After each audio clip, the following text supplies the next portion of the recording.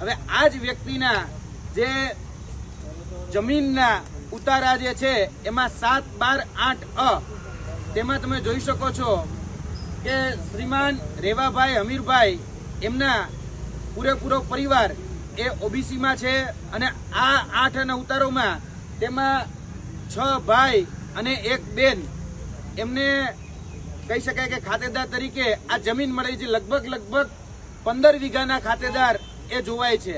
હવે 15 વીઘાના ખાતેદાર છે છતાં પણ એને જે સરકારી સહાયો કહેવાય એ સરકારી સહાયો પણ મેળવી છે. મનરેગા યોજના એ જોવા જઈએ તો બીપીએલ ધારકો હોય, ખાસ કરીને બિલો ધ પોવર્ટી લાઇનમાં જે ખૂબ ગરીબ હોય એ લોકોને રોજગારી આપવાનું કામ આ મનરેગા યોજના કરે છે.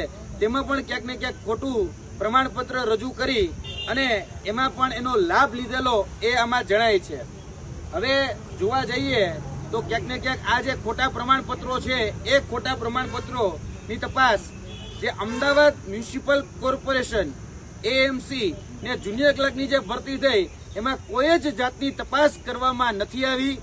તેની સાથે સાથે જે ચૂંટણી અધિકારી છે 2021ની અરણી ટીંબા સીટ ઉપરથી જે વ્યક્તિ વાંકાનેરમાં ચૂંટણી લડ્યા તેમાં ચૂંટણી પંચે પણ એ દરકાર નથી કરી કે આનું આદિજાતિ અનુસૂચિત જે જનજાતિ છે એનું સર્ટિફિકેટ યોગ્ય છે કે નહીં એ તપાસ નથી કર્યું. એટલે એસટી કેટેગરીનું સર્ટિફિકેટ એ ખોટું છે એની તપાસ એ ચૂંટણી પંચે પણ નથી કરી અને તેની સાથે સાથે જે ભરતી બોર્ડ છે એ ભરતી બોર્ડે પણ નથી કરી.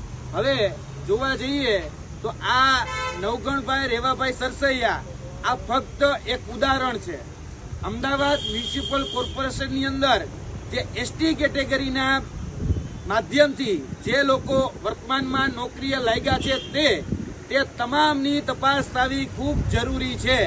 કેમ કે આમાં બીજા અન્ય ઉમેદવારો પણ ખૂબ શંકાના દાયરામાં છે. કેમ કે આ વ્યક્તિ જે છે એટલે કે નવગણ રેવાભાઈ સરસૈયા એ નથી ઉમરગામથી લઈને અંબાજી સુધીનો વ્યક્તિ કે નથી એ સૌરાષ્ટ્રના ગીર બરડો કે આલેચમાં રહેતો વ્યક્તિ એટલે કે આદિવાસી વિસ્તારમાં પણ નથી અને આદિવાસીના કહી શકાય કે સીધી લીટીના કોઈ વારસદારમાં હોય તો વારસાઈમાં કે લોહીના સંબંધમાં પણ આ વ્યક્તિ નથી. અને એવું તો બિલકુલ ન બની શકે કે એક વ્યક્તિ ઓબીસીના સર્ટિફિકેટ ઉપર રેવન્યુ તલાટીમાં લાગે અને એક વ્યક્તિ એસટી કેટેગરીના સર્ટિફિકેટ ઉપર જુનિયર ક્લર્ક ઉપર લાગે.